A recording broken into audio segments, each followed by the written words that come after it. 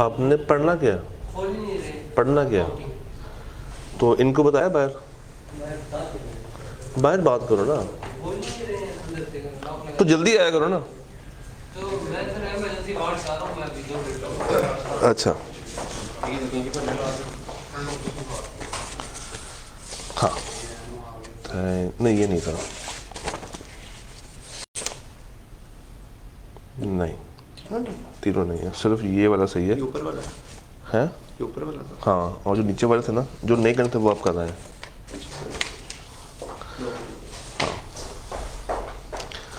Start करते हैं sir. जी जनाब, लाइव जा चुके हैं। अस्सलाम वालेकुम, कैसे हैं आप सब लोग? खैरियत से हैं? घर जाके रिवाइज किया पार्टनरशिप? किया रिवाइज? समझ आया पार्टनरशिप क्या है, इसकी थीम समझ आई है? शुरू करते हैं पार्टनरशिप को एक नए अंदाज से। आज चैप्टर 11 के कुछ कंसेप्चुअल सवाल आपके सामने मौजूद हैं। कुल मिला के 28 सवाल होंगे। हैं ये सारे शॉर्ट क्वेश्चंस। करना आप लोगों ने ये है कि आप लोगों ने इन सवालों को शॉर्ट फॉर्म में सॉल्व करना है। कोई पेन पेंसिल है अवेलेबल पास तो निकाल लें, और मुझे आपने बताना है कि इनका आंसर क्या होना चाहिए। ऑनलाइन वाले हजरात ग्रुप डिस्क्रिप्शन में जब जाकर देखते हैं तो उनको एक फोल्डर मिलेगा कंसेप्चुअल क्वेश्चंस के नाम से, तो वहां पे ये सारे सवाल सब चैप्टर्स के अवेलेबल हैं, जिसमें कॉन्सेप्ट वाइज सवाल बने हुए हैं, शॉर्ट क्वेश्चंस, जो कि पूरा कॉन्सेप्ट आपको सवाल की फॉर्म में एनिमेटेड वे में तैयार करवा देते हैं। तो इस वक्त आपकी स्क्रीन के ऊपर आ रहे होंगे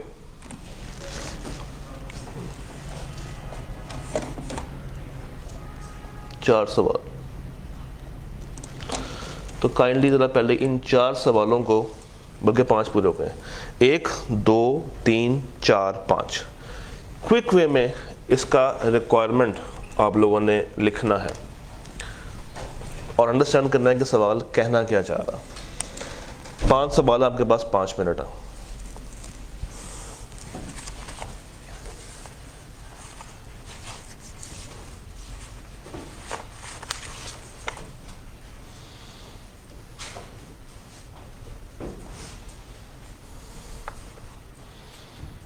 सवाल को पढ़ें और इसका शॉर्ट क्वेश्चन का शॉर्ट आंसर डेवलप करें, जो कि कॉन्सेप्ट्स को रिवाइज करवाएगा चैप्टर 11 पार्टनरशिप के केस में।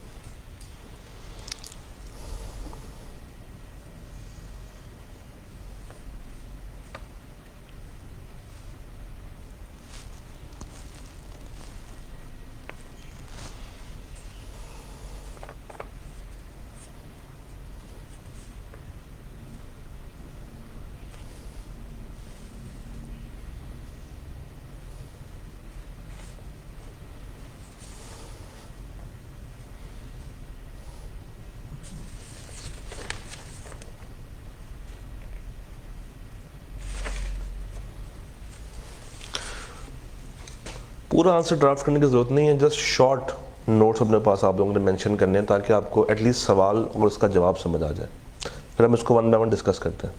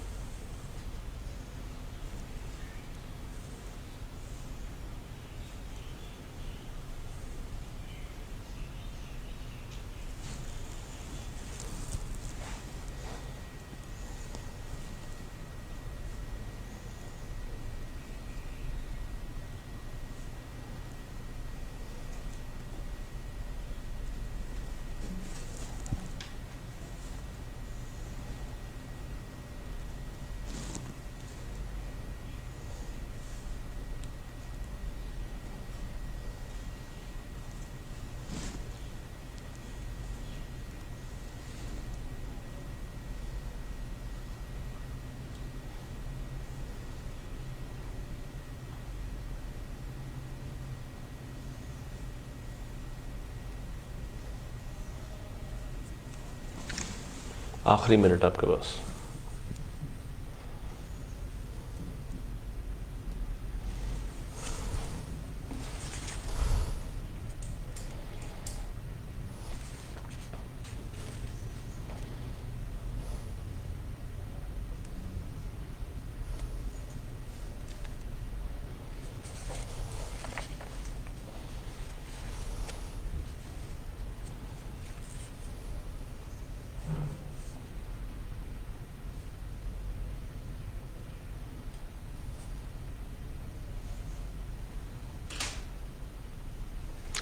आज डिस्कस करते हैं। पहले वो कह रहा है आफ्ताब बादल एंड चांद ने एक बिजनेस स्टार्ट किया है of trading in light bulbs together under the name solar traders. Under the name solar traders they decided to share profits equally. क्या मतलब इक्वली कैसे करेंगे? पार्टनर्स तो 3 है, तो 33.333% and the business will be managed by Aftab only. क्या जरूरी है कि सारे पार्टनर्स ही मिलकर बिजनेस करें या any of them acting for all हो सकता है? हो सकता है। On first day on behalf of solar traders Aftab ordered 100 light bulbs on credit from Tanvir, जो कि कौन है? Wholesaler of electric products. As per the partnership act comment on the relationship of the following. Solar traders क्या है? आफ्ताब इकबाल चांद आपस में क्या है? तनवीर कौन है? और आफ्ताब और तनवीर का आपस में क्या रिश्ता होगा? प्रिंसिपल और थर्ड पार्टी का रिश्ता होगा। In an MBA class, 28 class fellows decided to form a partnership firm to work collectively as marketing and advertisement advisors. क्या ये पार्टनरशिप लीगल है? एक MBA क्लास में 28 क्लास फेलोज हैं जिन्होंने मिलकर एक फर्म बनाई है।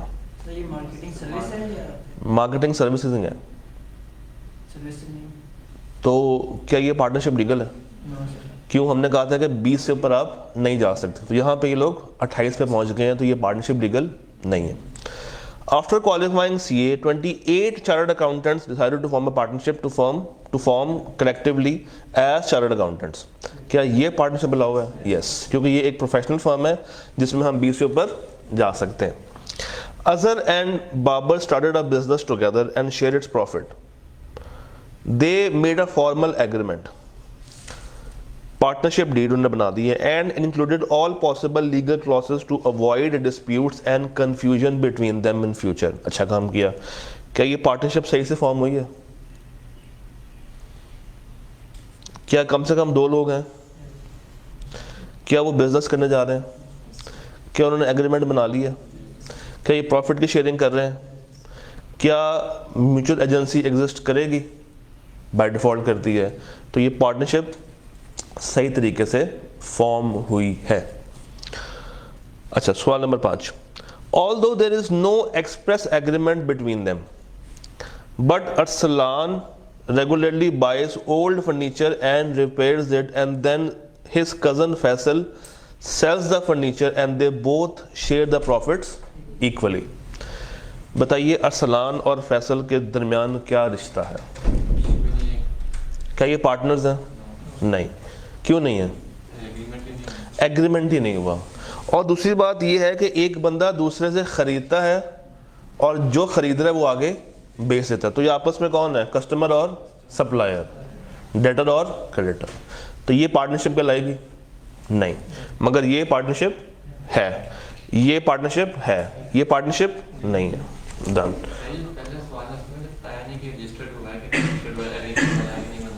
क्या चीज?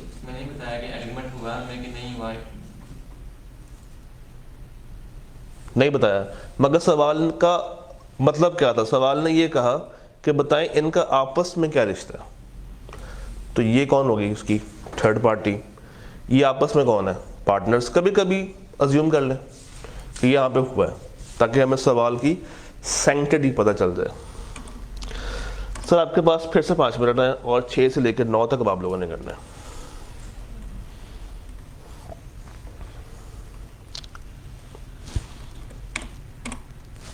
छः से लेकर 9 तक।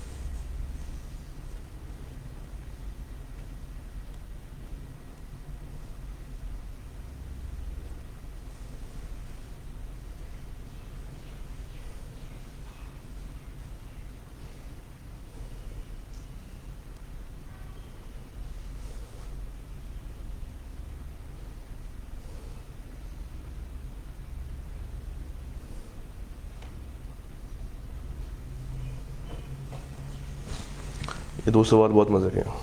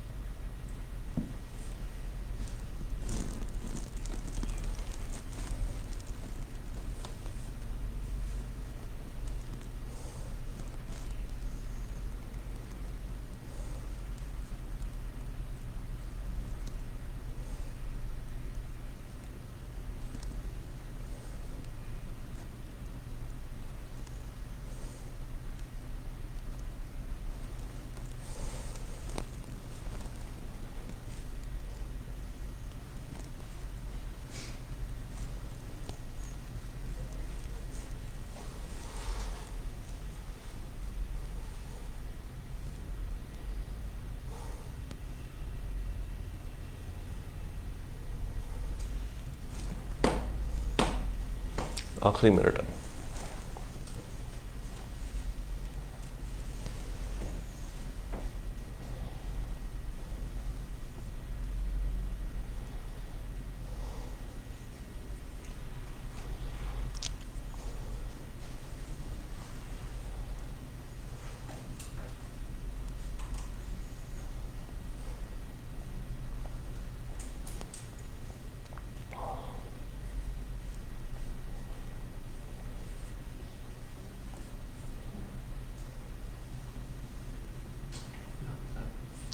शुरू करते हैं। सवाल नंबर 6। गफ़ार और जब्बार ने एक शॉप परचेज़ की। परचेज़ करने के बाद उसके ऊपर कुछ खर्चा किया। खर्चा क्यों? उसको रेनोवेट किया और उसमें इनकी रेशो है 50 और 50 की।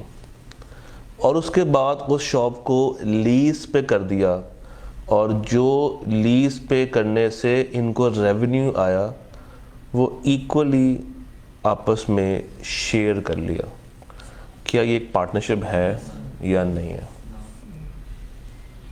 टेस्ट पूरे कर लेते हैं ना, यस नो का भी आप में आंसर मिल जाएगा। क्या मिनिमम 2 लोग हैं? क्या इनके दरमियान कोई एग्रीमेंट हो रहा है? नहीं, सवाल ने नहीं बताया।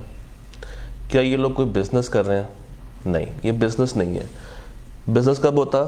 जब वो खुद इस शॉप को चला रहे होते। इन्होंने क्या किया? शॉप लेके आगे किराए पे दे दिया, रेंट पे दे दिया, लीज पे दे दिया। और क्या ये प्रॉफिट शेयर कर रहे हैं? नहीं, ये रेवेन्यू शेयरिंग मॉडल पे खड़े हो गए हैं। तो this is not a partnership. Ahmed and Bakir, 2 chartered accountants, agreed to carry on practice in common at the office of Ahmed under the name Ahmed and Bakir for a period of 7 years. The terms of agreement entered into between the parties provide that Bakir should manage the office and supervise the clerical work, and उसके लिए वो draw करेगा एक fixed allowance of ₹20,000 per month in lieu of profits. ये इन lieu of का मतलब क्या होता है? प्रॉफिट के अलावा या प्रॉफिट की जगह पे? दोनों वर्ड्स फर्क है। प्रॉफिट के अलावा या प्रॉफिट की जगह पे?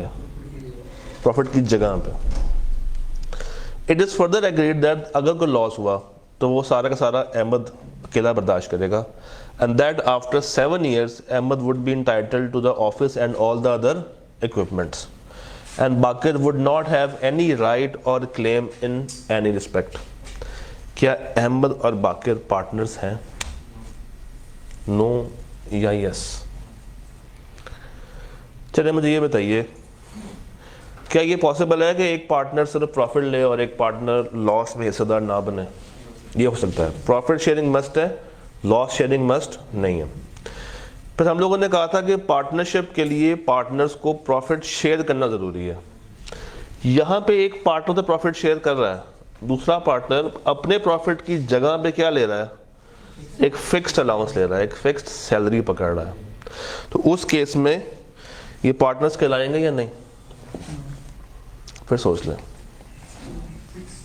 लें, fixed allowance of ₹20,000 per month in lieu of profits. उसने कहा कि मुझे प्रॉफिट जो साल के पीछे आना है उसके मुताबिक 20,000 रुपया, यानी कि मुझे साल के एंड पे ना दो, मुझे मंथली बेस पे उसका 20,000 रुपया करके देते रहो as a fixed allowance.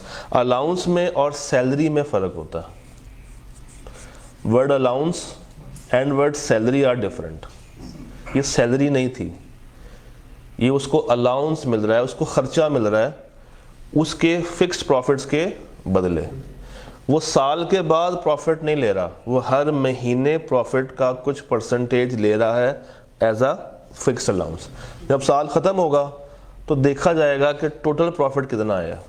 Let's say profit आता है इसके इससे 3 लाख, कितना ये ले चुका होगा 240, तो 60 उसको मिल जाएगा। तो this is partnership. Allowance is not salary, पहली बात तो ये है। अलाउंस इज खर्चा पानी जो उसको मिल रहा है। यानी कि इसने कहा कि मुझे साल के एंड पे ना देना, मेरे डेली के खर्चे होते हैं, तुम मुझे उसके बदले 20,000 रुपये दे देते जाओ। जब साल का एंड आएगा तो बैठ के हिसाब कर लेंगे, अगर तो तुम्हारी तरफ बढ़ते हुए तो तुम मुझे दे देना, अगर मेरी तरफ ज़्यादा हुए तो मैं तुम्हें वापस कर दूंगा उसकी जगह पे। यानी कि साल के एंड पे नहीं किया, उसकी जगह पे उसने कहा कि मुझे मंथली बेस पे देना शुरू कर दो। Salim the licensed proprietor of a theatre lets the use of it to Jamil. एक बंदे के पास थिएटर है और उसने किसको दे दिया, उसका यूज जमील को दे दिया कि तुम उस पर ड्रामेटिक इवेंट्स करो। सलीम जो कि उसका मालिक था, सलीम मैनेज कर रहा है थिएटर को और उसके तमाम खर्चे उठा रहा है। ही also incurs certain expenses for advertising and the band, सब सारे खर्चे वही कर रहा है। ही also collects the door money of which ही retains half and hand overs the half to Jamil. ये डोर मनी क्या होती है? टिकट्स की सेलिंग।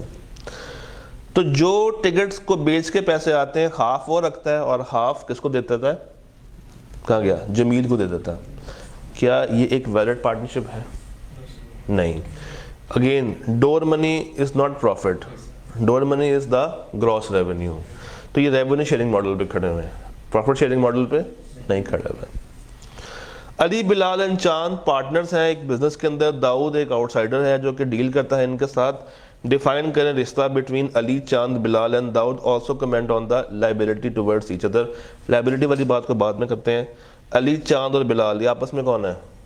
पार्टनर्स, और आपस में प्रिंसिपल भी हैं और एजेंट भी हैं। क्या दाऊद तो एक पार्टनर है? नहीं। दाऊद कौन है? Third party.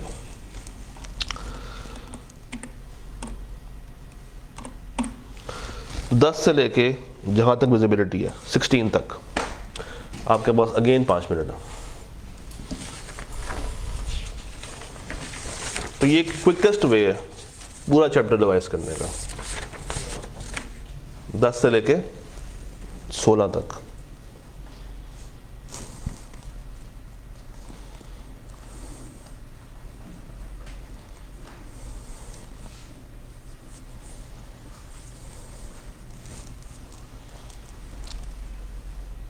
कॉन्सेप्ट वाइज सवाल है ये।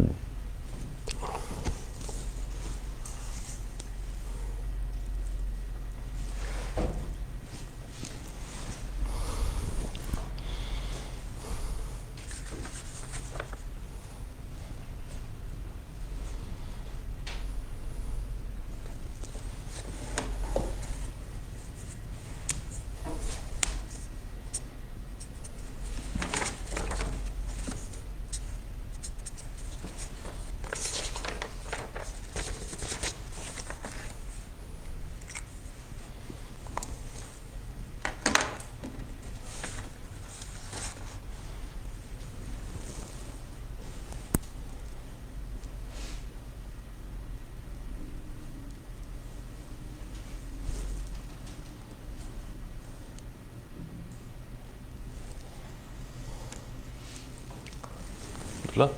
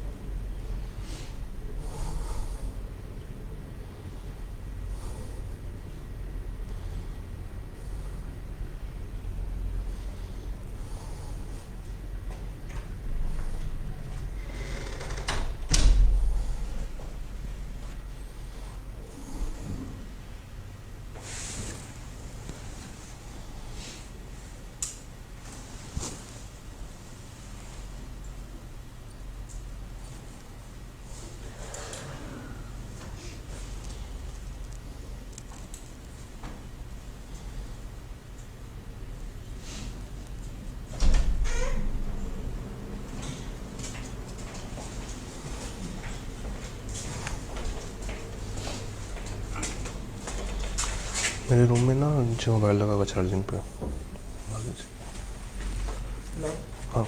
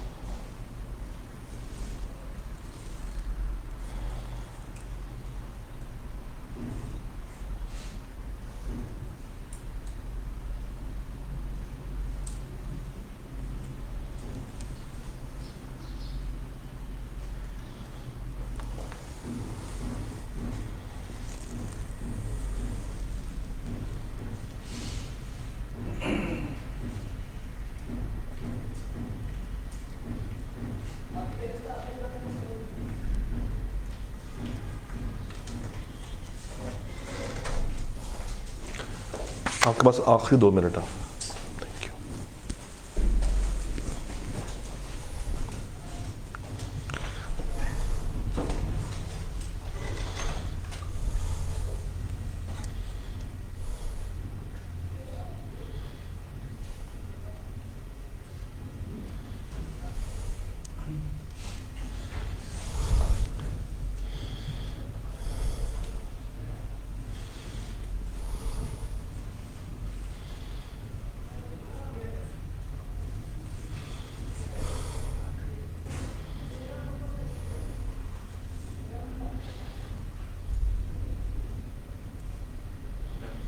हो गया?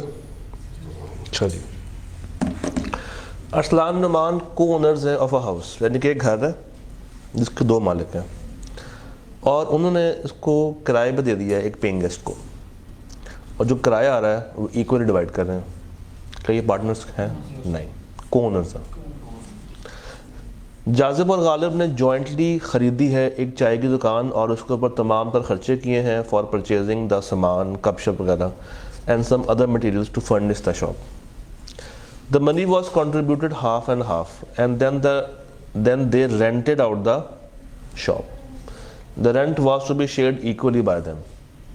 Again, ये revenue sharing कर रहे हैं, profit sharing नहीं कर रहे हैं। Ahmed Rizwan joint owners हैं of a ship. Ahmed works on the ship, takes the entire management of it, और वो तमाम खर्चे उठाता है। कौन? Ahmed. He takes 2/3 of gross earnings and pays over the balance to Rizwan who does nothing. क्या ये पार्टनरशिप है या नहीं है? 2/3 of gross earnings, सवाल में वर्ड earnings पे गौर करें। ये earnings रेवेन्यू है या प्रॉफिट है? Gross earnings, gross revenue. तो अगेन ये पार्टनर्स नहीं। Hussain a publisher agrees to publish at his own expense, अपने खर्चे पे a book written by Burhan and to pay Burhan half of the net profit. Are both people partners? फिर सोचना। किताब जब पब्लिश होती है उसकी रॉयल्टी होती है। किताब जब आप पब्लिश करते हो किसी के लिए तो उसकी रॉयल्टी पे की जाती है। तो यहाँ पे जो भी वो कमा रहा है वो बतौर रॉयल्टी दूसरे बंदे को पे कर रहा है। तो यहाँ पे भी दोनों पार्टनर्स नहीं है। क्यों? एग्रीमेंट ही कोई नहीं है। और अगर कुछ किताब में गलत है या अगर ये कोई गलत काम कर दे तो क्या वो ऑथर या वो दूसरा जिस पे किताब लिखी गई है वो जिम्मेदार होगा? नहीं।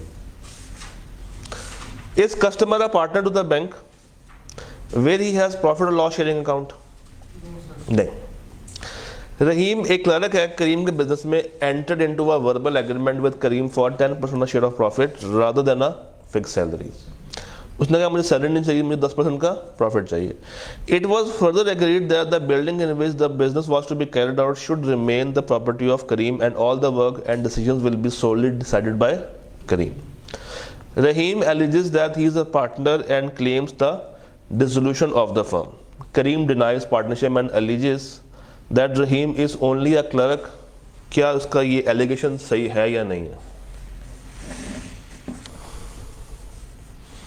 जी सही है। वो सिर्फ क्या है? एक क्लर्क है। वो अपने आप को पार्टनर सिर्फ इसलिए अज्यूम कर रहा है कि उसको प्रॉफिट का कुछ हिस्सा मिल रहा है। हमने क्या कहा था कि सिर्फ प्रॉफिट का शेयर करना ये कंक्लूसिव एविडेंस नहीं है कि यहाँ पे पार्टनरशिप एग्जिस्ट करती है। Amjad applies for a loan from ABC bank for his business. It was decided that the bank will get 20% of the profit or loss in lieu of interest. Is there any partnership between Amjad and ABC Bank? नहीं। ठीक हो गया जी। 17 से लेके 22 तक। Again you have 5 minutes.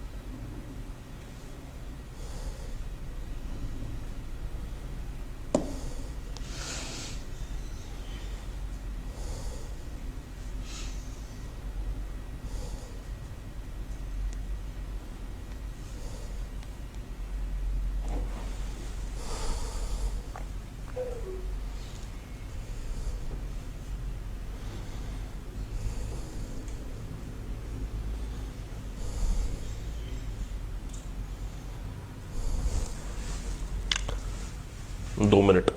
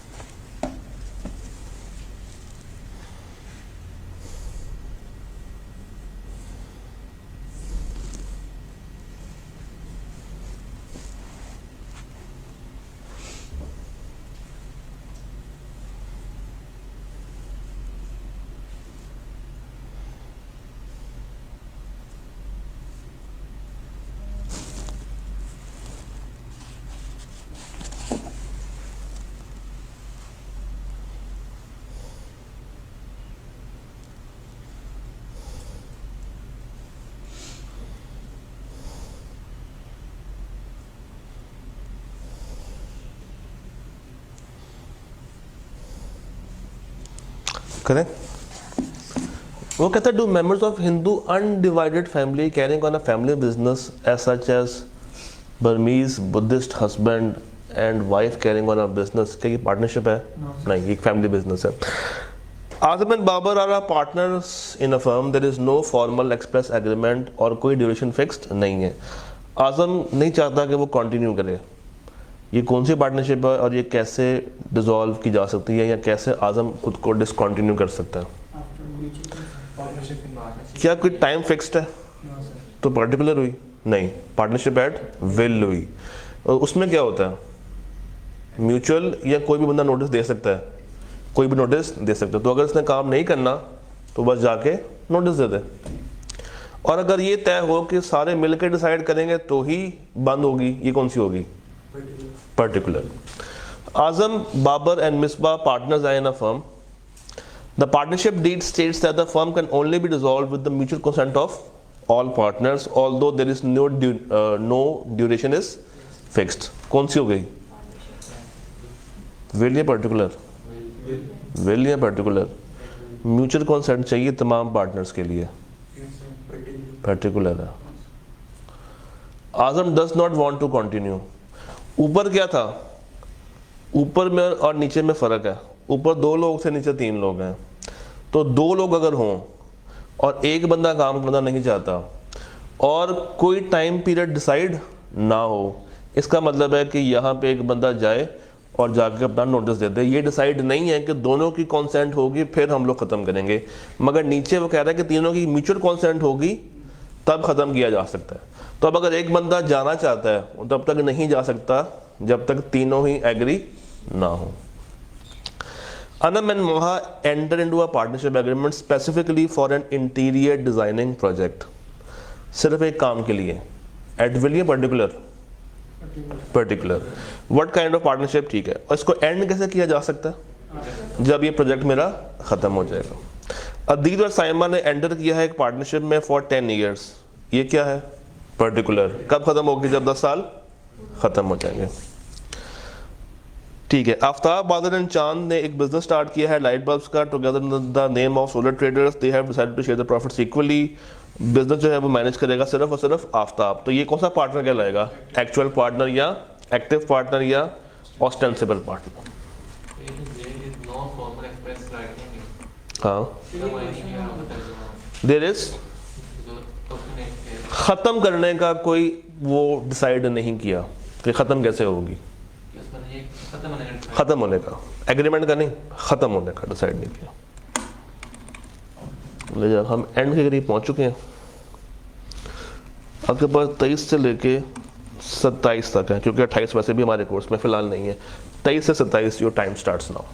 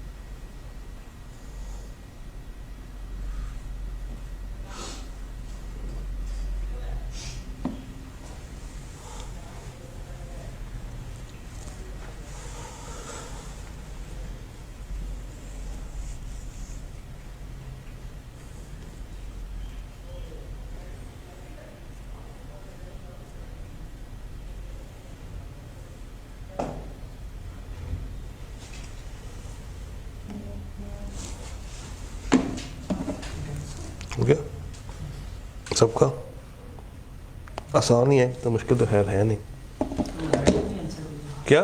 Heading में answer होगा। हाँ, हेडिंग में आंसर मुझे पता है। आफ्ताब बादल चांद एक बिजनेस स्टार्ट किया है, नाम है ये, डिसाइड किया कि प्रॉफिट्स का शेयर इक्वल होगा, बिजनेस आफ्ताब मैनेज करेगा, और बादल और चांद क्या करेंगे? सीक्रेट, वो पार्टनर्स हैं मगर वो सीक्रेट रहेंगे फ्रॉम आउटसाइडर्स, तो छुपे हुए हैं। स्लीपिंग है या साइलेंट है? स्लीपिंग है या साइलेंट है? स्लीपिंग है, वो अंदर कमरे में जाके सो चुके हैं। ये दो पार्टनर्स हैं, लॉ फर्म है, रिक्वेस्ट किया है कि तुम आओ और आके हमारी फर्म को ज्वाइन करो। आरिफ कौन है? एक रिटायर्ड सीनियर लॉयर। आरिफ ने कहा है कि भाई मेरे पास टाइम टूम कोई नहीं है, मैं तुम्हें अपना नाम दे दूंगा। ये कौन है? Nominal partner. Adeel Kashif partners हैं, एग्रीमेंट में ये लिखा है कि प्रॉफिट शेयरिंग रेशियो 3:2 होगी, मगर जब लॉस होगा तो सारा सारा लॉस कौन बियर करेगा? अदील। ये पॉसिबिलिटी है। तो क्या Kashif partner in profit only कहलाएगा? जी। दो बंदे हैं, पार्टनरशिप फर्म चल रही है, एक बंदे ने आगे अपना बंदा अपॉइंट कर लिया है, वो कौन कहलाता है? Sub partner. और नीचे क्या हो रहा है? नीचे एक पार्टनर है जो कि साइलेंट है, इसकी एग्जिस्टेंस तो नोन है मगर इसकी से मैनेजमेंट के अंदर नहीं है। तो चैप्टर 11 हम लोगों ने एक क्विक वे में रिवाइज किया। इस तरह के सवाल हर चैप्टर के मौजूद हैं। जब आप ग्रुप में जाएंगे तो डिस्क्रिप्शन के अंदर अवेलेबिलिटी आपको मिल जाएगी। चैप्टर 12 शुरू करते हैं ठीक 10 बजे।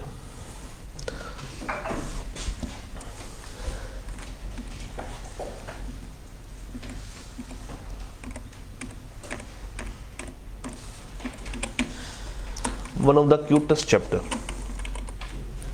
क्यूटेस्ट। तो 10 बजे तक हम इसको स्टार्ट करते हैं।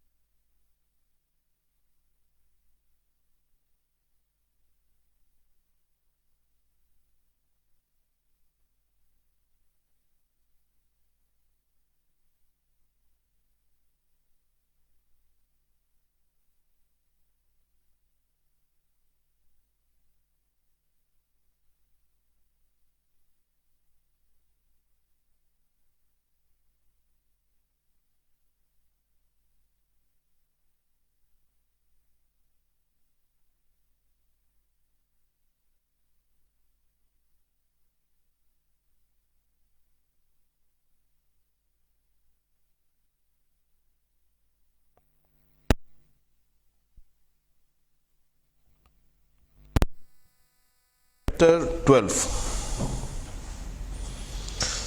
12 बेसिकली ये बात करेगा पार्टनर्स के आपस में ताल्लुकात को। हम लाइव हैं, आवाज़ भी आ रही है, पक्की बात है। चैप्टर 12 बात करेगा पार्टनर्स के आपस में ताल्लुकात को। कुछ चीज़ें हैं उधर आप लिख लें, अगर कुछ कॉमन अजम्पशंस हैं जो कि ये चैप्टर अज्यूम कर लेता है।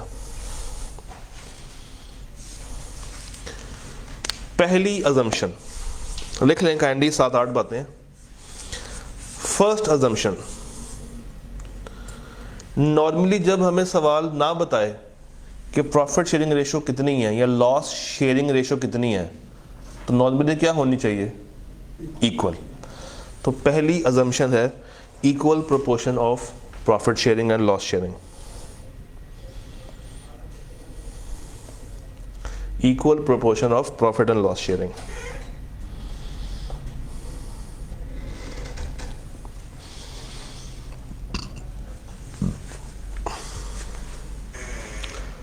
सेकेंड अजम्पशन ये है कि अगर सवाल खामोश हो तो हम ये अज्यूम करते हैं कि हर पार्टनर प्रॉफिट भी ले रहा है और लॉस भी ले रहा है। और अगर सवाल एक्सप्रेसली बता दे कि ये लॉस मेकिंग में नहीं है तो फिर हम उसको सिर्फ प्रॉफिट में कंसिडर करते हैं। तो ये भी लिख लें। अजम्पशन क्या है कि हर पार्टनर प्रॉफिट भी ले रहा है और लॉस भी ले रहा है और इक्वल प्रोपोर्शन में ले रहा है।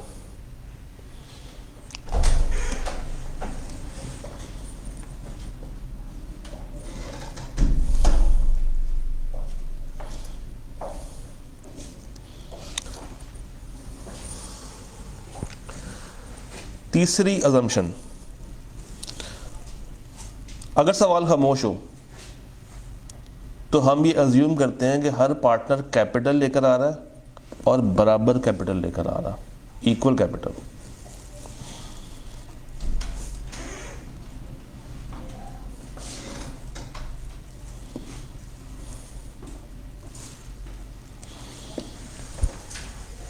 कुछ बातें हैं, लिख लो, मैंने भी लिखवाई हैं, 3 बातें हैं, तो आप भी लिख लो। हम बात कर रहे हैं कुछ कॉमन अजम्पशंस की जो कि ये चैप्टर और 13th चैप्टर अज्यूम कर लेते हैं कि पार्टनर्स प्रॉफिट के अंदर भी हैं और लॉस के अंदर भी हैं। प्रॉफिट शेयरिंग और लॉस शेयरिंग इक्वल है। हर पार्टनर कैपिटल लेकर आ रहा है और इक्वल लेकर आ रहा है। अगर सवाल ने कुछ ऐसी बात नहीं बताई तो हम ये सारी बातें अज्यूम कर लेते हैं। चौथी बात, सारे के सारे पार्टनर्स एक्टिव पार्टनर्स हैं। अगर सवाल एक्सप्रेसली ना बताए कि स्लीपिंग कौन सा है, साइलेंट कौन सा है, नॉमिनल कौन सा है, तो हम क्या अज्यूम करते हैं कि सारे पार्टनर्स कौन से हैं? एक्टिव पार्टनर्स हैं। 4 बातें अभी तक हम लोगों ने की हैं। Equal proportion, profit and loss के अंदर शरीक, कैपिटल इक्वल और सारे के सारे एक्टिव पार्टनर्स। ये 4 बातें हो गई हैं। 5वीं बात, नॉर्मली अज्यूम किया जाता है कि पार्टनर सैलरी नहीं ले रहे हैं, नो सैलरी।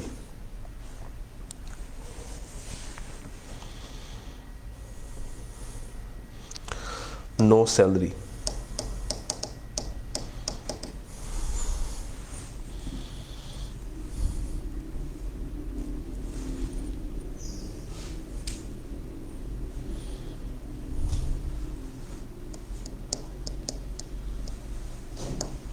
हो गया। अब एक बात मैं आपसे करूंगा, इसको ज़रा गौर से पहले समझ लें, पर जब कॉन्सेप्ट आएगा तो उसको शुगर में देख लेंगे। पार्टनरशिप स्टार्ट होती है, मैं और मेरे साथ 2 लोग और हैं। हमने फर्म को दिया है 5-5 लाख। कितना हो गया? 5-5 और 5 15। 3 लोग हैं ना, 2 और हैं, 1 मैं। एक टाइम ऐसा आता है कि फर्म को पैसों की ज़रूरत पड़ती है, फर्म से बराबर पार्टनर्स को पैसों की ज़रूरत पड़ती है। ये जाते हैं बैंक और बैंक में जाके लोन मांगते हैं। बैंक कहता है कि मैं तुम्हें लोन दूंगा और उस पर इंटरेस्ट चार्ज करूंगा 12% का। हम तीनों पार्टनर्स परेशान हैं कि अगर हमने बैंक से लोन लिया तो हमें 12% के ऊपर सूद अलग से बैंक को इंटरेस्ट के तौर पे पे करना पड़ेगा। इतना हैवी इंटरेस्ट हम लोग बर्दाश्त नहीं कर सकते, मगर बैंक जिससे भी पूछ लो वो 12 से कम पे नहीं आ रहा। कोई भी बैंक 12 से कम पे नहीं आ रहा। तो एक पार्टनर मेरे पास आता है और आके कहता है कि यार एक काम करो, हमें पता है कि तुम्हारे पास एक्स्ट्रा पैसे होते हैं, तुम मज़ीद इन्वेस्टमेंट कर दो, मगर लोन की फॉर्म में। किस फॉर्म में? लोन की फॉर्म में। तो अगर मैं उससे कहूं कि मैं तुम्हें लोन दूंगा जिस पे मैं 9% का या 8% का या 6% का या 4% का इंटरेस्ट चार्ज करूंगा, तो वो स्पेसिफिक इंटरेस्ट रेट माना जाएगा। और अगर मैं लोन दे दूं और कोई इंटरेस्ट की परसेंटेज ना बताऊं, तो बाय डिफ़ॉल्ट ये एक्ट कहता है कि द परसेंटेज वुड बी 6%। तो ये 5वां पॉइंट लिख लें। बाय डिफ़ॉल्ट जो परसेंटेज होती है लोन के ऊपर, दैट इज 6%। अगर मैंने लोन दिया है या मैंने फर्म को एडवांस दिया है, कैपिटल नहीं दिया, उधार दिया है,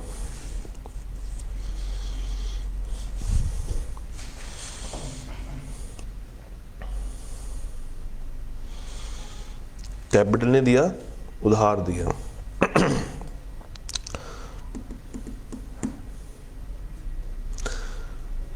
फिर एक चीज और लिख लें, हम तीनों ने 5-5 लाख दिया था फर्म को शुरू में, वो था हमारा कैपिटल।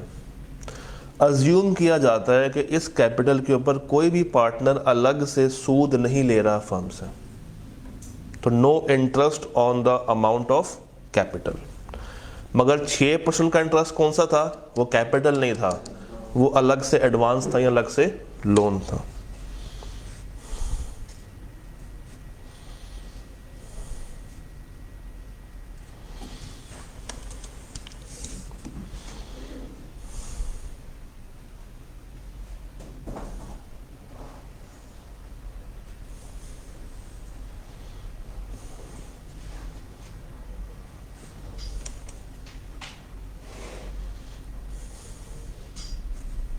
कैपिटल में इंटरेस्ट ले नहीं सकते? बैंक, अगर आप कहते हैं बैंक को, मैंने बैंक को वाकई में पार्टनर बनाना है और आपने बैंक के साथ एक एग्रीमेंट तय कर लिया, तो बैंक नॉर्मली चलता है किसके ऊपर है? इंटरेस्ट के ऊपर। तो अगर बैंक आपको शुरू में कैपिटल दे दे तो वो प्रॉफिट में तो हिस्सा मांगेगा ही मांगेगा, अलग से इंटरेस्ट भी मांग सकता है। आखिरी बात, 8वीं अजम्पशन, अगर पार्टनरशिप फर्म में चेंज आ जाए, चेंज किसे कहेंगे? कोई नया पार्टनर ऐड हो या कोई एग्जिस्टिंग चला जाए, रिटायर हो जाए या उसको निकाल दिया जाए, तो अज्यूम ये किया जाता है कि फर्म ज्वाइन करने से पहले और ज्वाइन करने के बाद जो मौजूदा पार्टनर्स की राइट्स और लायबिलिटीज थी वो वही रहेंगी जो कि चेंज से पहले थी। ये 8वीं बात है। Rights and liabilities before and after change in firm will remain the same। हम 3 पार्टनर्स थे, चौथा अगर आ जाए तो हम तीनों की राइट्स एंड लायबिलिटीज जब तक नया एग्रीमेंट नहीं बनता तब तक वही हैं जो कि पुरानी हमने तय की हुई थी। हम 3 हैं, मैं चला जाऊं तो मेरे जाने से जो बाकी 2 रह गए हैं अभी तक उनके ऊपर वही जिम्मेदारी हैं जब तक ये दोनों आपस में नया एग्रीमेंट नहीं करते। अगर वो हो जाए तो फिर वो जो पिछले 2 बचेंगे उनके पास वही सेम जिम्मेदारी हैं जब तक वो नया एग्रीमेंट नहीं करते। मेरे जाने से डेफिनेटली उनको ज़्यादा काम करना पड़ेगा, तो जब तक वो नया एग्रीमेंट नहीं बनाते तब तक पुराना ही चल रहा होगा as per the partnership act. जब आप ये सब कुछ लिख लें तो मुझे बताइएगा, फिर हम इस चैप्टर को ऑफिशियली स्टार्ट करते हैं। 8 बातें मैंने आपको लिखवाई हैं, शुरू करें?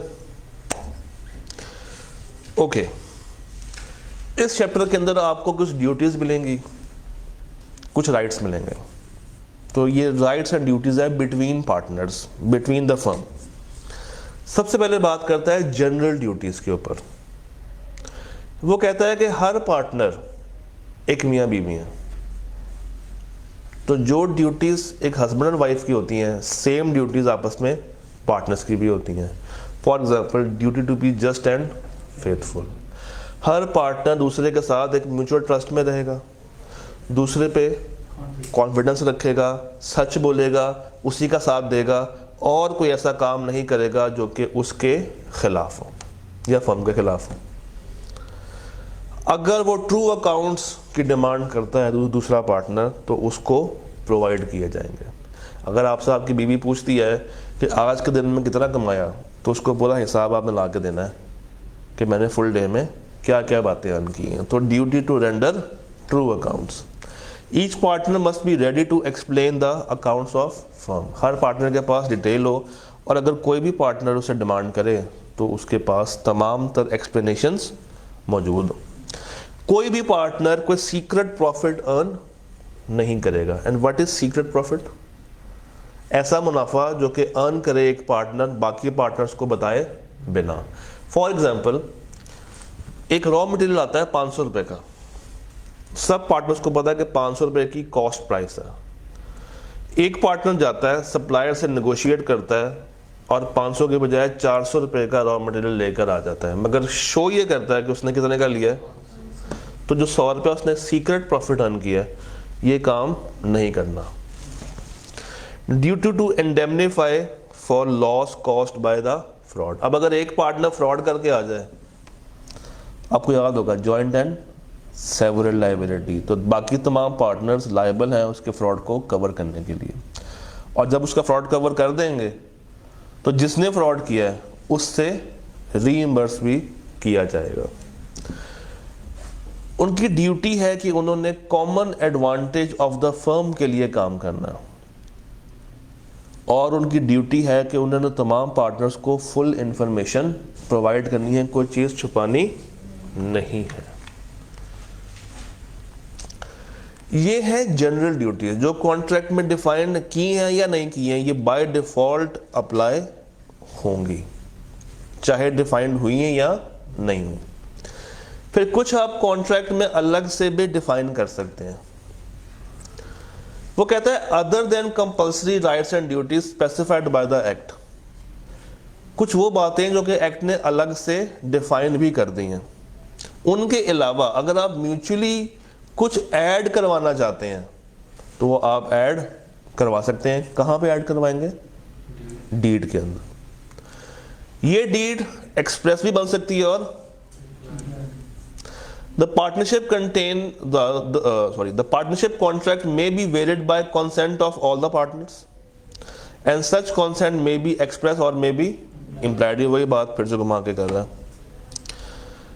कल हम लोगों ने कुछ बात देखी थी, agreement in restraint of trade. ये क्या था? कि आप किसी को कोई भी लीगल काम करने से नहीं रोक सकते। इसकी एक्सेप्शन क्या थी? Sale of goodwill. दूसरी एक्सेप्शन है पार्टनरशिप के अंदर। एक्सेप्शन ये है कि अगर आपको लगता है कि आपका पार्टनर कोई और बिजनेस शुरू कर रहे हैं जिससे वो आपकी ही फर्म को टाइम ना दे सके जो आपकी फर्म डिमांड करती है, तो आप उस पार्टनर को दूसरा बिजनेस करने से रोक सकते हैं। As an exception to the rule, partnership contracts may provide that the partner shall not carry out any business other than that of the firm जिसके अंदर वो पार्टनर है। तो अगर आपको लग रहा है कि भाई वो वहां पे टाइम दे रहा है तो जिसकी वजह से हमारी फर्म को नुकसान पहुंच रहा है, तो आप उसको काम करने से रोक सकते हैं। तो अगर सवाल आ जाए कि agreement in restraint of trade की एक्सेप्शन बता दें, तो एक बताएंगे या दो बताएंगे? डिपेंड करेगा सवाल क्या पूछ रहा है। अगर तो सवाल स्पेसिफिकली कह रहा है कि पार्टनरशिप एक्ट के अंदर इस लॉ की एक्सेप्शन बता दें, तो सिर्फ ये। अगर वो कह रहा है कि कॉन्ट्रैक्ट एक्ट के अंदर इस रूल की एक्सेप्शन बता दें, तो गुडविल। और अगर सवाल खामोश है तो दोनों। Change in firm. Change in firm कैसे होगा? जब कोई पार्टनर नया आ रहा है या कोई पार्टनर छोड़ के जा रहा है। A change in constitution of a firm through introduction of a new partner or retirement of old, इसे हम क्या कहेंगे? Change in firm। फिर आप चल रहे थे एक पर्टिकुलर पार्टनरशिप के ऊपर, डिसाइड किया कि अब ये पर्टिकुलर नहीं रहेगी, एट विल बन जाएगी। This is also a change in firm. और अगर एक फर्म ने लेट्स सपोज सोलर बल्ब्स का काम शुरू किया हुआ है और बाद में वो अपना काम एक्सपेंड करके किसी नए बिजनेस में दाखिल हो जाएं और काम शुरू कर दें फर्नीचर्स का, this would also be known as change in the firm. तो जब आपसे पूछता है कि भाई चेंज इन फर्म कैसे कैसे हो सकती है, तो change in constitution, fix term थी उसको चेंज कर दिया और कोई नया बिजनेस ऐड कर लिया। तो ये 3 तरह से आप फर्म को चेंज कर सकते हैं। तो चेंज अगर आपसे पूछा जाए तो इसके पीछे ये 3 बातें हैं।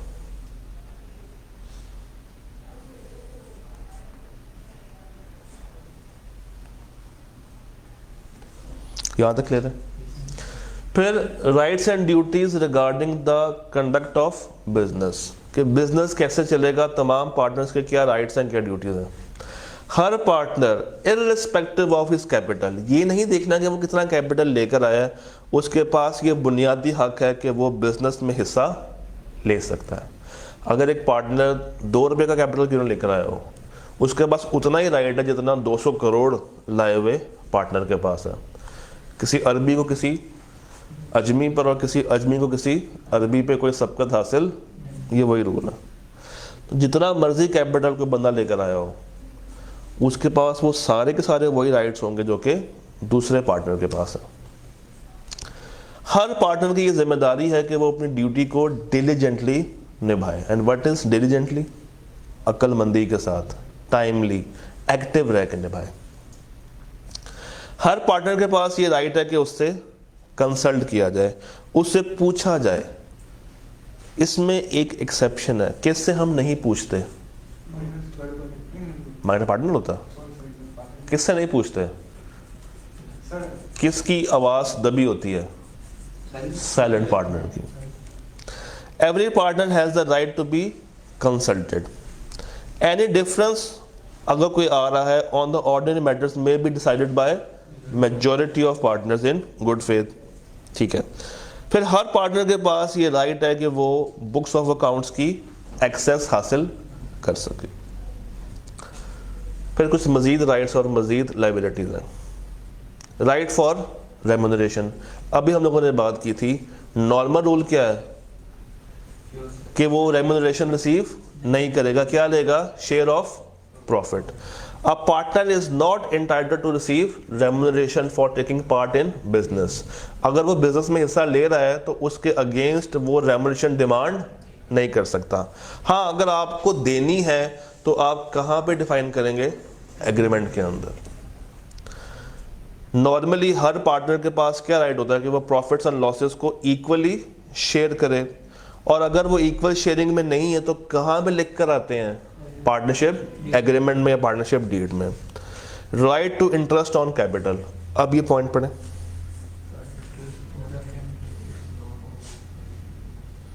इंटरेस्ट उसी वक्त मिलेगा जब डीड में डिसाइड हो, और अगर डीड में कुछ भी डिसाइड नहीं है तो कुछ भी नहीं मिलेगा। ये है इंटरेस्ट ऑन कैपिटल, और ये है इंटरेस्ट ऑन एडवांस। ये कितना है? 6% वाला। अगर कुछ भी डिसाइडेड नहीं है तो 6%, और अगर डिसाइड कर दिया है तो जो डिसाइड किया है सिर्फ और सिर्फ वही मिलेगा। इंडेमनिटी, हमने ये लाइन पढ़ी थी जॉइंट प्रोमिसर्स के अंदर कि हर पार्टनर के पास ये राइट है कि वो दूसरे पार्टनर से अपना लॉस रिकवर कर सके थ्रू इंडेमनिफिकेशन। और अगर वो लॉस किसी पार्टनर की विलफुल निगलेक्ट की वजह से हुआ है तो फिर फर्म बर्दाश्त नहीं करेगी। वो लॉस कौन बर्दाश्त करेगा? सिर्फ और सिर्फ वही इंडिविजुअल पार्टनर। और अगर उसके पास उस वक्त फर्म को देने के लिए पैसे ना हो तो उसके शेयर में से वो उतना पैसा माइनस कर लिया जाता है।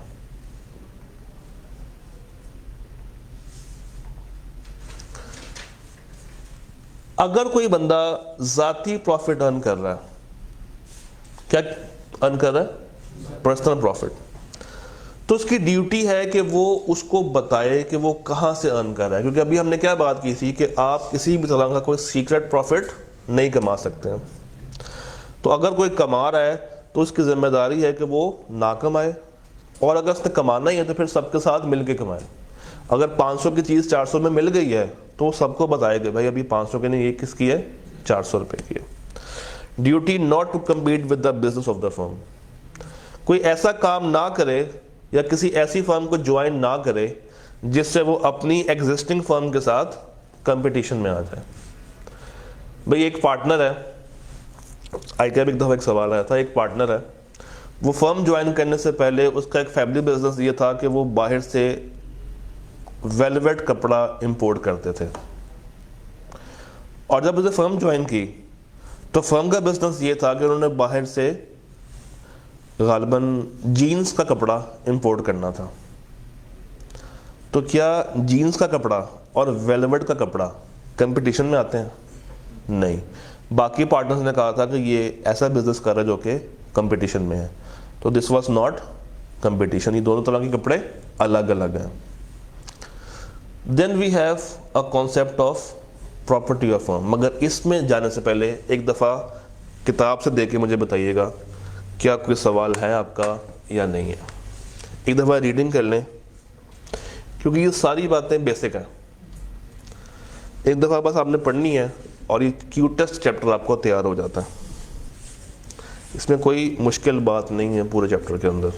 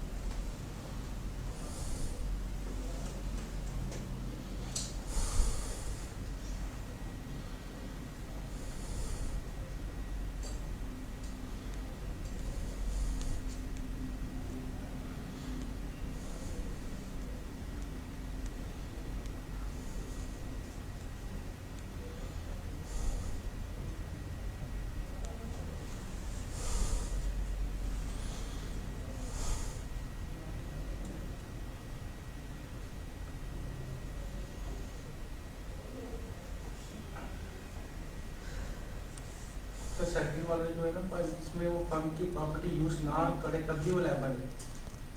क्या सेकंड पॉइंट इसमें ना, फर्म की प्रॉपर्टी यूज ना करे तब भी वो लायबल है। अगर वो काम सेम कर रहा है फिर अगर काम ही फ़र्क है, वो काम है फर्नीचर का, ये काम है कपड़ों का, तो क्या काम कंपटीशन में है?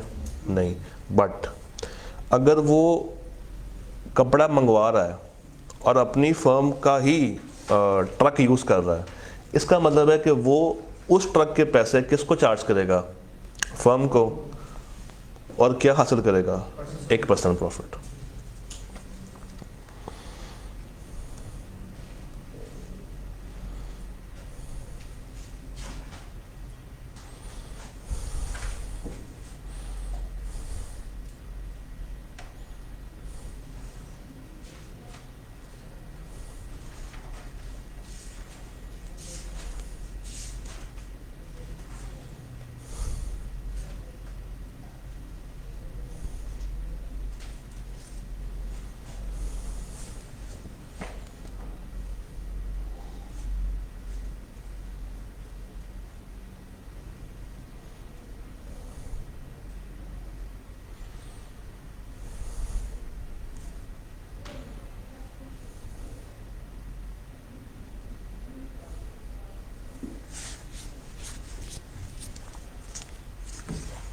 ये लास्ट पॉइंट बोला इसमें कौन सा? कंप्लीट वाला। देखो, एक पार्टनर है और उसका बेसिक काम ये था फर्म को ज्वाइन करने से पहले कि वो लोग कपड़ा इंपोर्ट करते थे, और पार्टनरशिप का बिजनेस है कि वो कपड़ा तो इंपोर्ट करते ही हैं मगर वो किसी और तरह का है। वो था कपड़ा ए, ये है कपड़ा बी। अब दोनों कपड़े आपस में compete नहीं कर रहे हैं। इसका मतलब है कि ये किसी भी तरह से अपनी फर्म को नुकसान नहीं पहुंचा रहा। हाँ, अगर वो उसी काम में अपनी फर्म के एसेट्स को इस्तेमाल करना शुरू कर दे तो वो क्या अर्न कर जाएगा? Personal profit. और अगर दोनों तरफ वो कपड़ा सेम इंपोर्ट कर रहा है तो फिर क्या होगा? कंपटीशन। डन। आगे चलते हैं और बात करते हैं प्रॉपर्टी ऑफ फर्म और उसके बाद गुडविल की। प्रॉपर्टी ऑफ फर्म किसे कहेंगे? एक पार्टनरशिप जब बनती है तो क्या उसके बनने साथ ही उसके पास खुद ही से पैसे आते हैं? नहीं। खुद ही से एसेट्स लेकर आती है? नहीं। पैसा कौन डालता है? एसेट्स कौन लाता है? तो जब एक फर्म बनी तो अगर 3 पार्टनर्स हैं ए, बी और सी, और तीनों ने 3-3 लाख रुपया दिया, तो ये 3-3 लाख रुपया अब उन पार्टनर्स का नहीं है, ये किसका है? उस फर्म का है। उन्होंने अपने पैसे फर्म के नाम पे ट्रांसफ़र कर दिए हैं, तो ये 3-3 lakh would be the property of firm. फिर पार्टनर ए ने 3 लाख के साथ 2 गाड़ियां भी दी हैं, पार्टनर बी ने 3 लाख के साथ कुछ जेवर भी दिए हैं, और पार्टनर सी ने 3 लाख के साथ एक घर भी दिया है जिसको ये लोगों ने यूज़ करना है फॉर द फैक्ट्री पर्पस। तो अब वो जेवर, वो गाड़ियाँ और वो घर किसकी प्रॉपर्टी में काउंट होंगे? फर्म की प्रॉपर्टी में काउंट होंगे। उन्होंने फर्म के नाम पे ट्रांसफ़र कर दिए। फिर उन पैसों को इस्तेमाल करते हुए जो फर्म कारोबार करेगी, उस कारोबार से आया हुआ प्रॉफिट जो बचेगा तमाम पार्टनर्स को दे दिला के, रिजर्व प्रॉफिट, वो किसकी प्रॉपर्टी होगी? फर्म की। उस फर्म ने जो कमा के अगर इन्वेस्टमेंट की है तो उस इन्वेस्टमेंट से आया हुआ इंटरेस्ट किसका होगा? फर्म का होगा। उस फर्म ने अगर वही 3-3 लाख रुपया, 9 लाख था, उस 9 में से 4 लाख रुपया बैंक में रखवा दिया और 5 लाख से कारोबार शुरू किया, उस 4 लाख के ऊपर जो सूद आ रहा है, जो इंटरेस्ट आ रहा है, वो किसको मिल रहा है? वो किसकी प्रॉपर्टी है? फर्म की। अब पढ़ लो। All property originally brought into the common stock of the, जो पार्टनर ओरिजिनली फर्म के नाम पे अपना हिस्सा डाल रहे हैं वो किसकी प्रॉपर्टी कहलाएगी? फर्म की। तमाम तर राइट्स, तमाम तर इंटरेस्ट किसका होगा? फर्म का होगा। अगर फर्म कोई प्रॉपर्टी एक्वायर करती है, परचेज करती है, तो उसके ऊपर राइट किसका होगा? फर्म का होगा। फिर गुडविल ऑफ द बिजनेस, जो फर्म बनी है, अब अगेन वो बनते साल ही तो गुडविल लेके नहीं आएगी, साल, 2 साल, 10 साल, 20 साल लगेंगे उसकी गुडविल को डेवलप होने में। तो ये गुडविल किसकी प्रॉपर्टी होगी? फर्म की प्रॉपर्टी होगी। और उसके बाद वो कहता है कि ये ड्यूटी है हर पार्टनर की कि वो जो फर्म की प्रॉपर्टी है वो सिर्फ फर्म के बिजनेस के लिए ही इस्तेमाल करें। No partner should use partnership property for his personal benefits. और सर गुडविल क्या है, इसके ऊपर हम लोग उस दिन तसल्ली से बात कर चुके हैं कि जब आप एसेट्स में से लाइबिलिटीज़ को माइनस करके जो एक्स्ट्रा अमाउंट ऊपर ऐड करते हैं, क्यों? क्योंकि ये है वो ब्रांड जो कि आपने सारा साल डेवलप करवाया, दैट इज़ कॉल्ड गुडविल। उस इंटेंजिबल एसेट की एक क्वांटिफाइबल वैल्यू जो कि उसके एसेट्स में से लाइबिलिटीज़ को माइनस करने के बाद निकली है, उसकी रेप्यूटेशन, उसका पैसा, उसके नाम का पैसा, this is called goodwill. This is called goodwill. Sir अगर कोई ब्रांड बंद हो जाता है, मतलब एक ब्रांड उसकी गुडविल भी थी, माल बंद हो जाता है और फिर तो गुडविल खत्म हो गई, वो भी खत्म हो, फिर कोई भी न्यू यूज कर सकता? नहीं कर सकता, नहीं कर सकता। नो, खत्म हो गई ना। वो इनटेंजिबल एसेट जो बनाया था वो इम्पेयर हो गया। इम्पेयरमेंट पड़ी है ना, बस अकाउंटिंग का कॉन्सेप्ट यही है कि वो फिर इनटेंजिबल एसेट आपका इम्पेयर हो जाता है।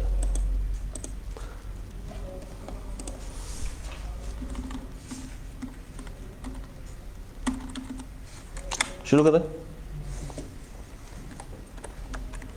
नज़र आ रहा है? ये और जूम कर दिया जाए, इतना करूँ और आप सही है। चलिए फिर आपके पास हैं पहले 4 सवाल और आपके पास है 5 मिनट।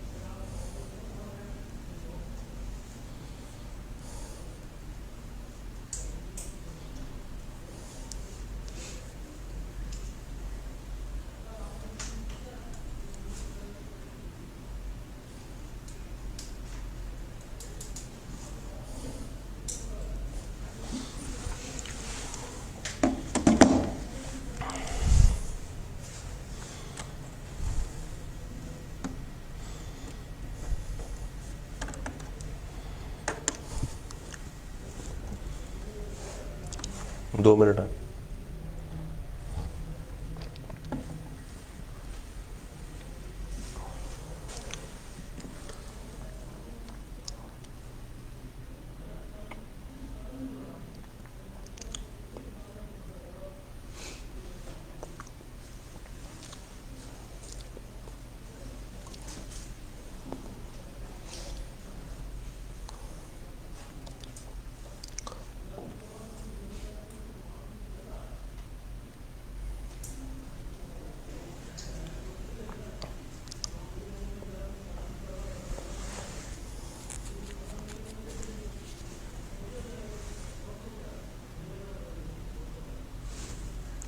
ला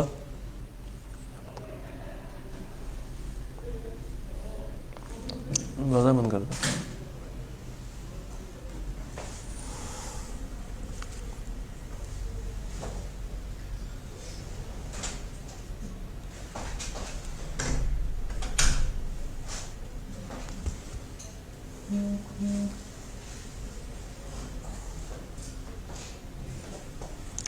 हाँ जी, सलीम, नईम, करीम और रहीम, ईम और ईम established a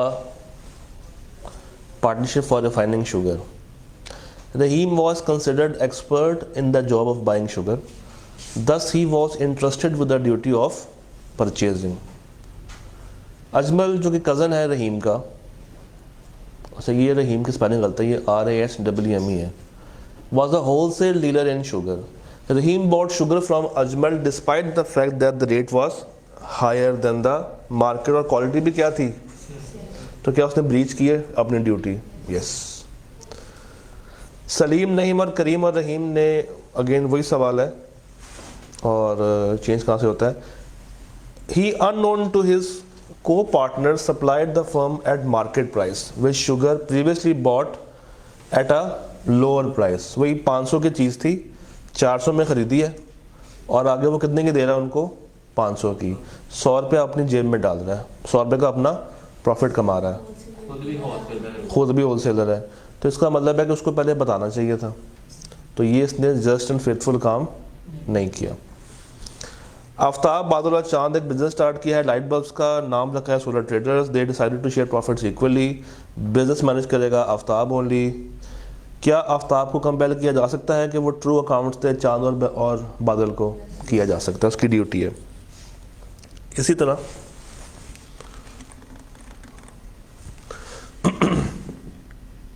चार समय पहले, हाँ अच्छा जी, उसके बाद can Aftab be compelled to provide full information? बिल्कुल, अकाउंट्स भी और इंफॉर्मेशन भी। हबीब, अरसलान और नदीर पार्टनर्स हैं एक फर्म के अंदर। Habib sold an item to third party by fraud without the consent of Arsalan and Nadir. The firm had to pay the compensation and bear the loss. क्या हबीब लाइबल है to pay anything to Arsalan and Adeel? बिल्कुल liable है। क्यों? उसने उनकी consent के बिना सब कुछ किया। ठीक है जी, 5 हम लोगों ने किए। अब वो बंदा जिसने लॉस करवाया है फर्म को, वो सब वो खुद देगा, क्योंकि इसमें जो फ्रॉड कर रहा है ना, इसका मतलब है कि सारी गलती किसकी है? उसकी अपनी ज़ाती है। 6 और 7 ज़रा ट्राई कीजिएगा।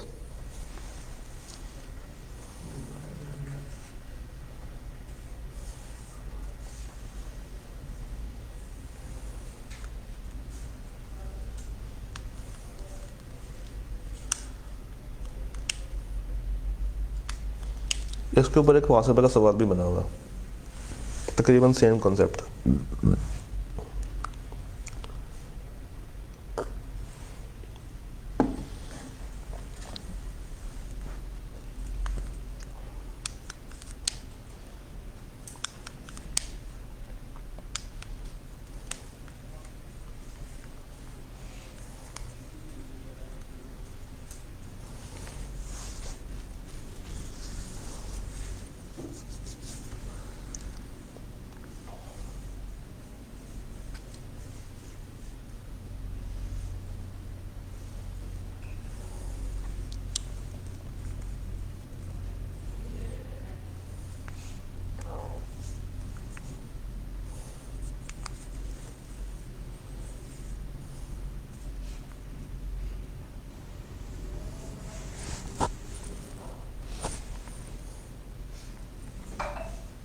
ये तो आसान है, तो उनके पास राइट तो हमेशा से ही है।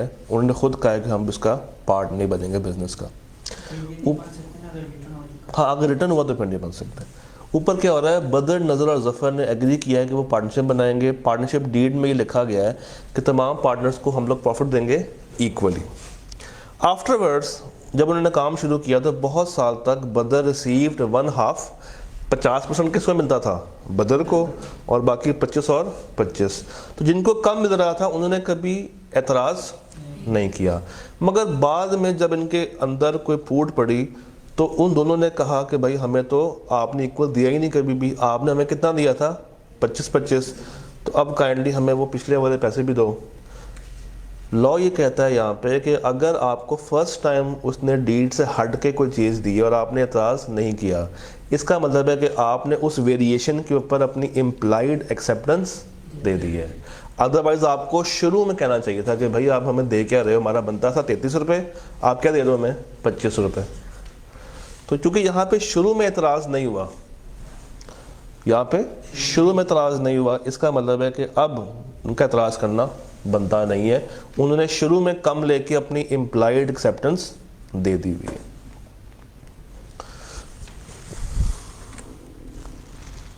ये 11 तक कीजिएगा, 8 से 11।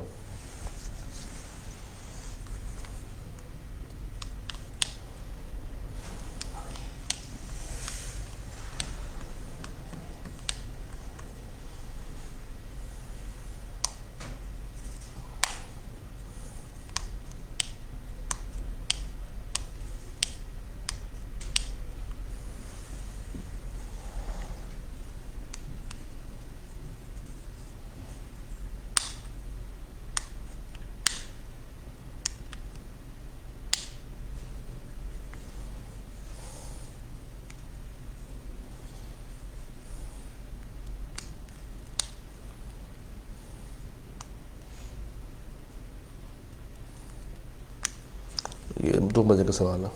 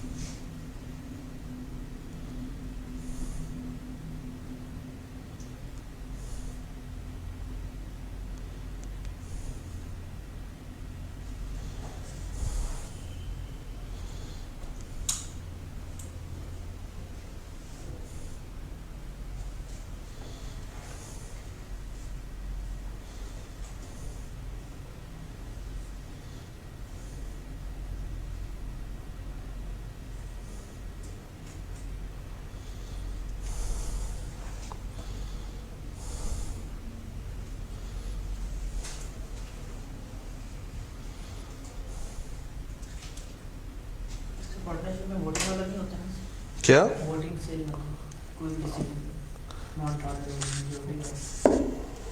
देखो, अगर 4 पार्टनर्स हैं तो आप उनसे पूछ लो या उनसे बोलो कि वोट कर दें। सर अगर वो उसने 3 मान जाते, 1 नहीं मानता तो फिर?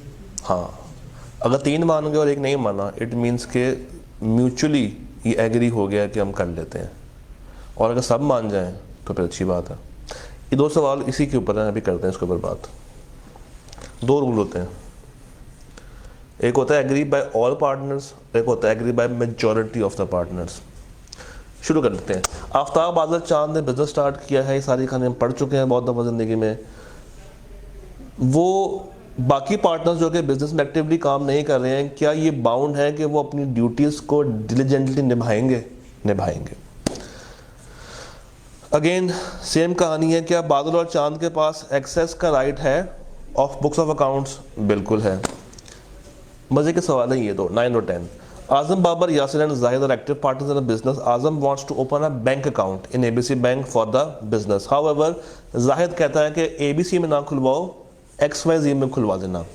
How shell this matter be decided? क्या सारे पार्टनर से पूछें या मेजॉरिटी से पूछें? मेजॉरिटी से पूछें. सबसे कब पूछते हैं? जब फर्म का बिजनेस चेंज हो रहा हो. तो नीचे में क्या हो रहा है कि वो फर्म का बिजनेस की नेचर को चेंज करने लगे हैं. वो यार्न में थे, आप कहाँ में जा रहे हैं? शुगर में. तो यहाँ पे सब पार्टनर्स की कॉन्सेंट ज़रूरी है, मगर यहाँ पे सबकी कॉन्सेंट ज़रूरी नहीं है. यहाँ पे मेजॉरिटी से पूछ लो कि एबीसी में खुलवाना है या XYZ बैंक में अकाउंट खुलवाना है. 12 से लेकर 16 तक.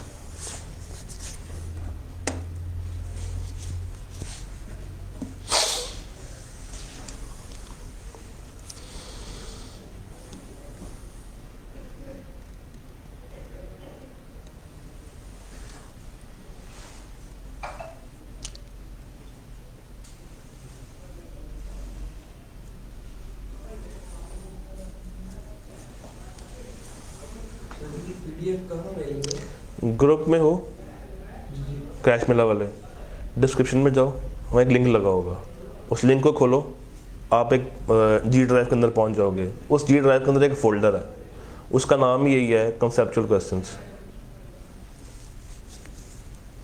तो वहाँ पे सब चैप्टर्स की पढ़ी हुई है, और जो डेली की स्लाइड्स होती है ना वो भी पढ़ी हुई है,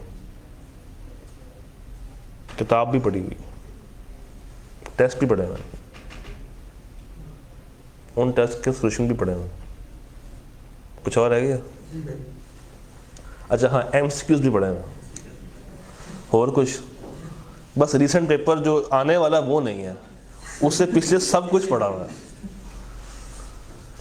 सर 3 पार्टनर्स है, बिजनेस कर रहे हैं। आफ्ताब भाई जो है वो खुद सारा काम करते हैं। क्या आफ्ताब इंटाइटल्ड है कि वो अपने काम का मुआवजा ले इन टर्म्स ऑफ रेम्यूनरेशन या in terms of salary?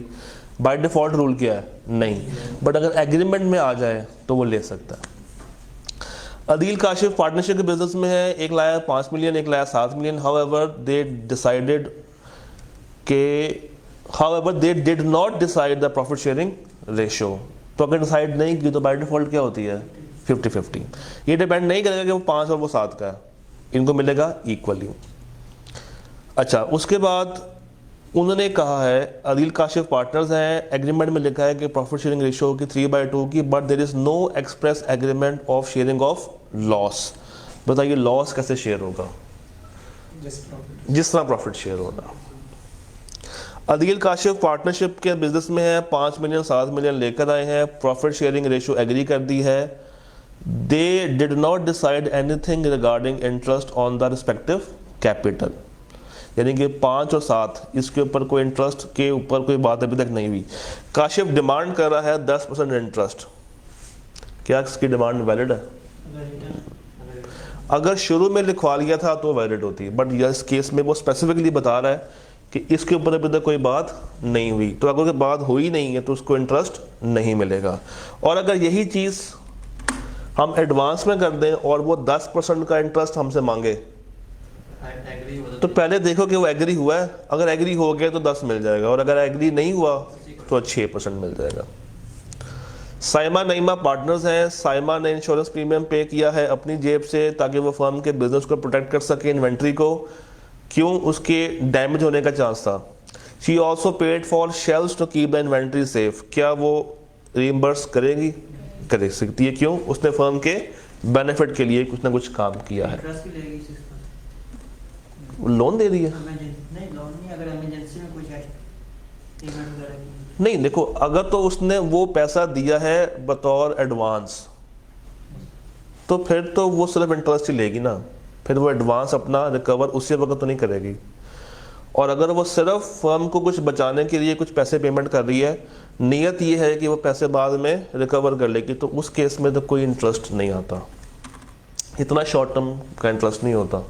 Habib Tanvir जो है पार्टनर्स हैं, हबीब को इंटरेस्ट किया गया है कि वो इन्वेंट्री को मॉनिटर करेगा ताकि स्टॉक का शॉर्टेज ना हो। ऑन वीकली बेसिस हबीब ने अपना काम निगलेक्ट किया जिसकी वजह से फर्म को नुकसान हुआ।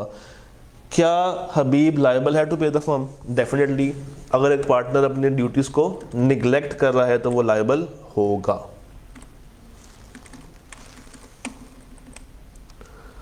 Tom and Jerry, Azam Babar, Numan and Usman, 19 से लेकर 23 तक ट्राई कीजिएगा।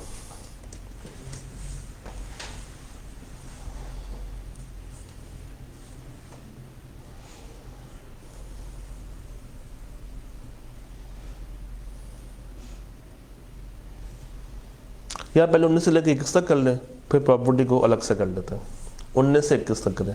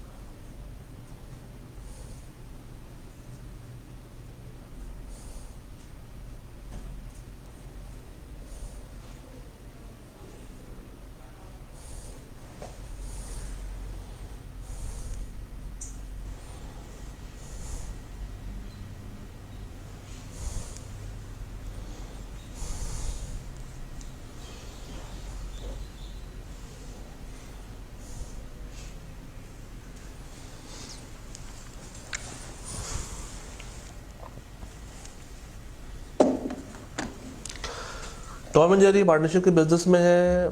पार्टनरशिप ने परचेज किया है एक आइटम ऑफ इक्विपमेंट जिसकी कॉस्ट कितनी है?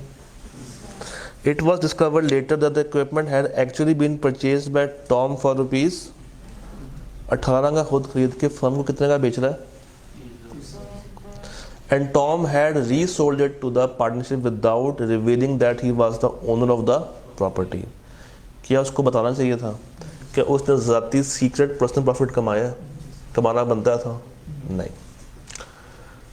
आजम बाबर यासीन जाहिद पार्टनरशिप के बिजनेस में है। इन्फॉर्म ने किया जाहिद ने सेटअप कर लिया है एक sole trader business in competition with the partnership और प्रॉफिट भी कमा लिया कितने का? 50,000 रुपये का।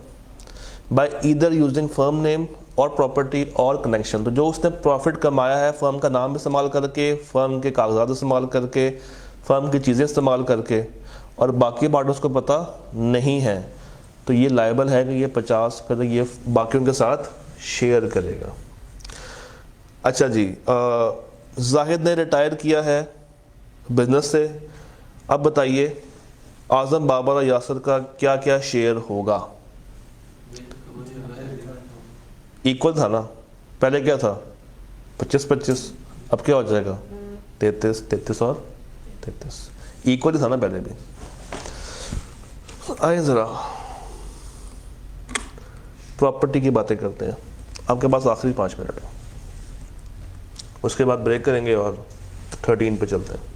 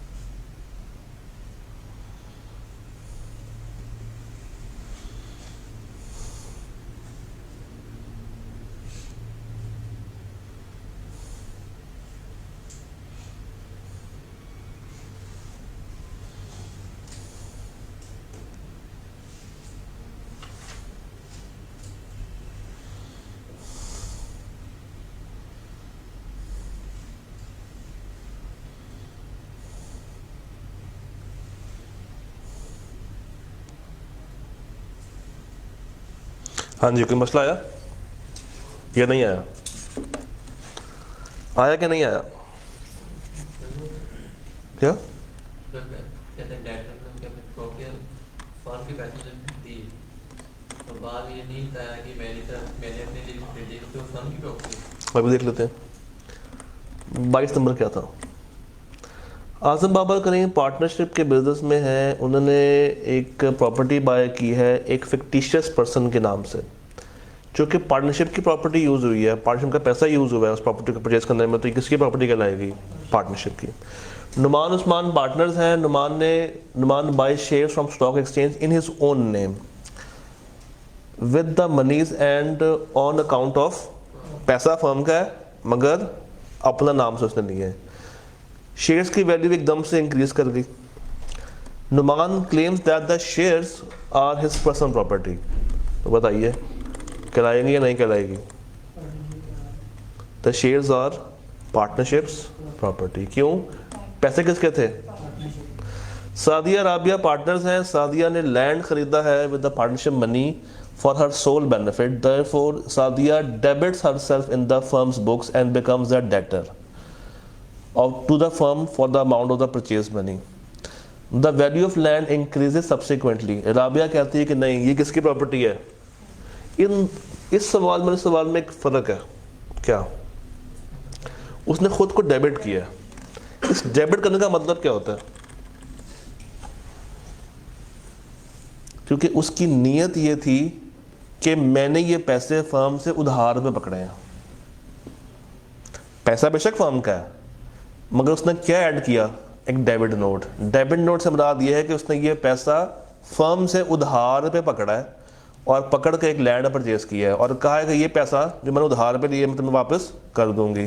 तो अब ये प्रॉपर्टी फर्म की नहीं है, किसकी बन गई है? उस लड़की की बन गई है।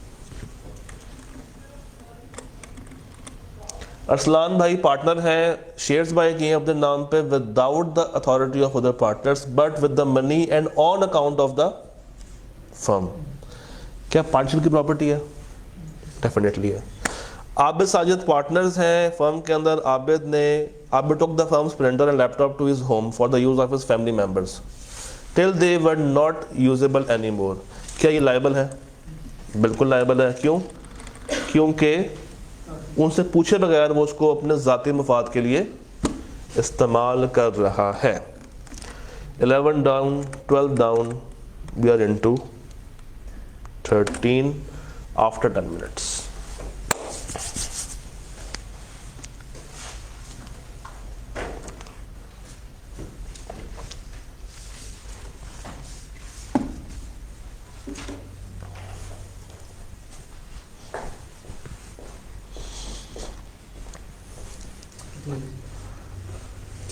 Yeah.